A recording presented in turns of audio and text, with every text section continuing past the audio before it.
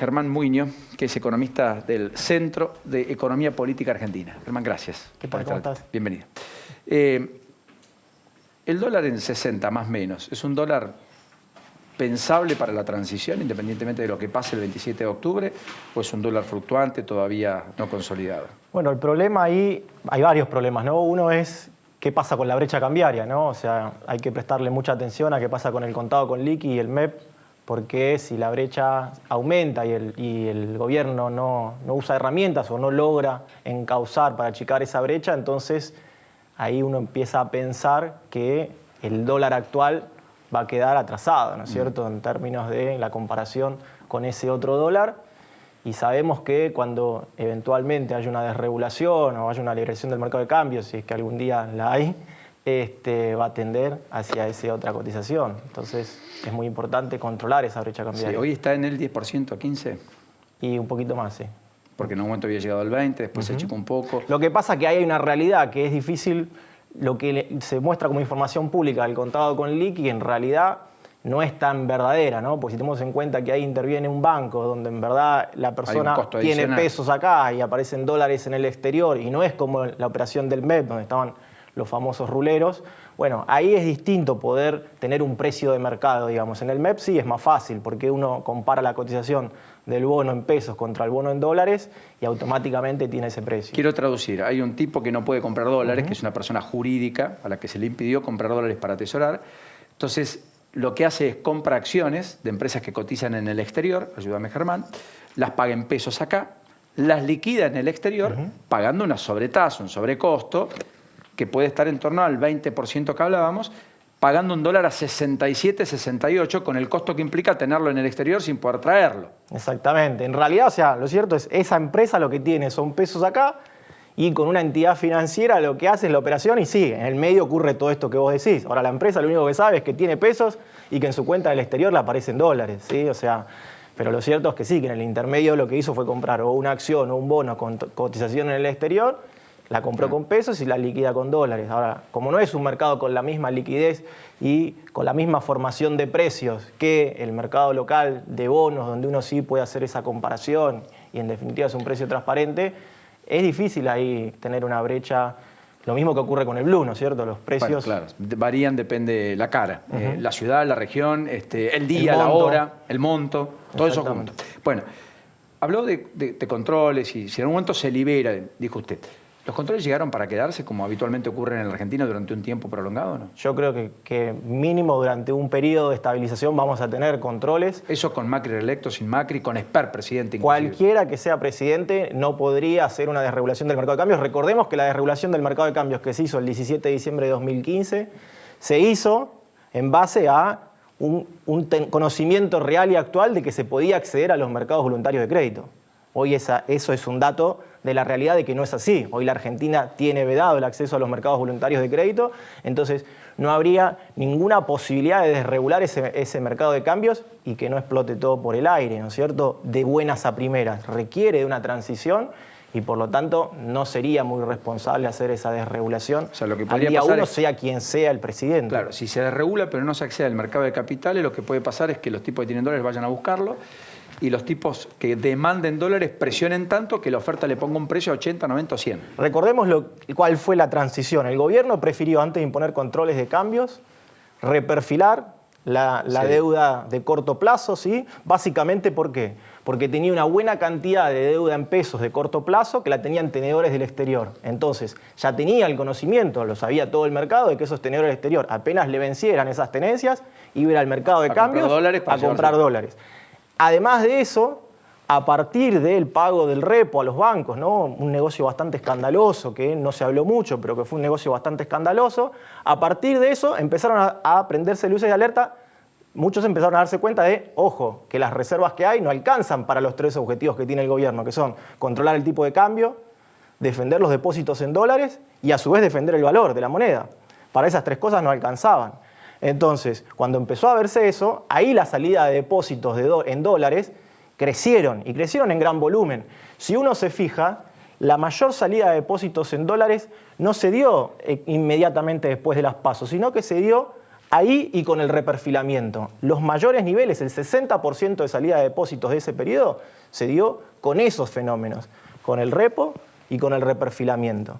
Entonces, llegado a ese momento, ese fin de semana, cuando el gobierno decide el control de cambios, la verdad era que si no se decidía el control de cambios en ese momento, iba a terminar en algo peor, porque la salida de depósitos se podía contagiar a los depósitos en pesos en esa coyuntura. Y terminar una corrida cambiaria en una corrida bancaria, que es lo que en principio se intenta menguar, controlar. Sí, o sea, el riesgo de que se traslade a los pesos ya no existe. Ahora, se venía desacelerando la salida de depósitos en dólares. Recién hace un rato el Banco Central acaba de publicar el dato del día jueves. El día jueves volvimos a tener salidas de depósitos en dólares por 305 millones de dólares. No había ese dato desde el 6 de septiembre, si mal no recuerdo. O sea, volvió a... No sabemos si es una tendencia o si es un dato puntual de ese día. Por eso hay que seguir viendo la evolución de qué pasó los días siguientes. Si la plata del fondo no llega, como Nacho contaba, que en el gobierno ya dan por descontado que puede ocurrir, etcétera, ¿eso puede implicar algún ruido adicional en octubre? Bastante ruido. ¿Por qué? Porque el Tesoro tiene compromisos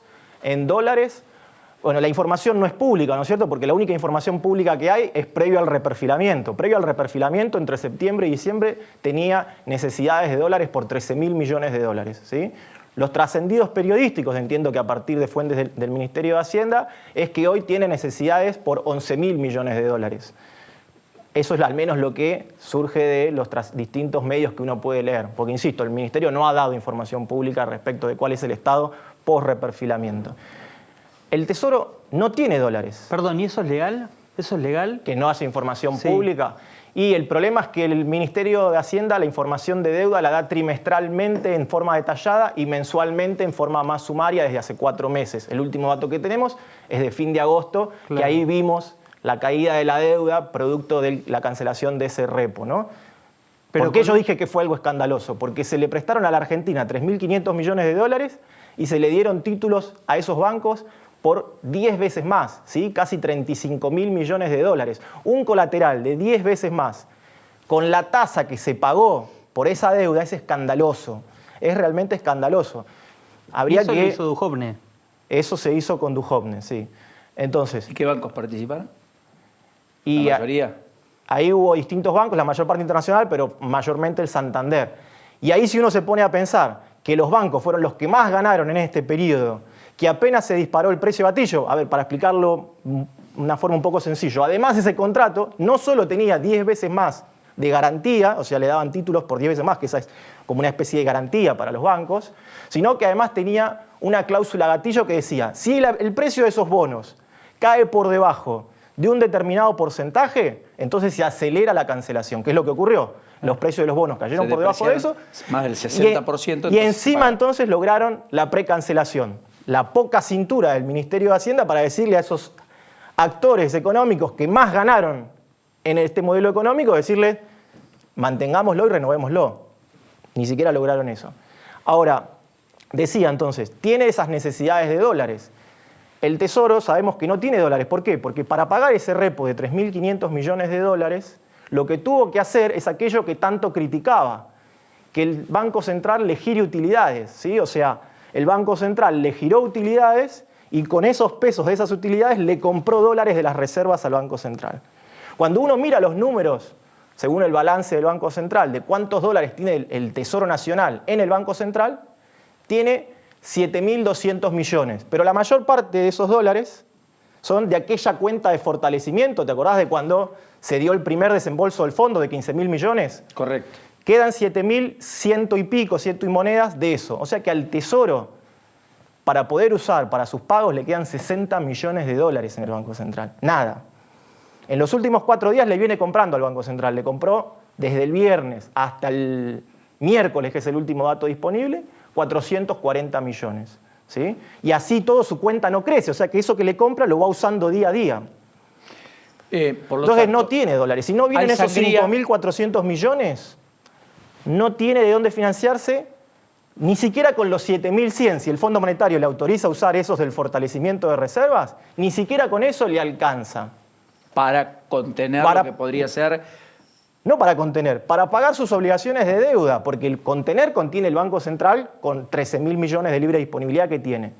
Pero el esquema normativo actual y el que siempre estuvo vigente no le permite al Tesoro usar correcto. los dólares lo del que, central. lo que marca.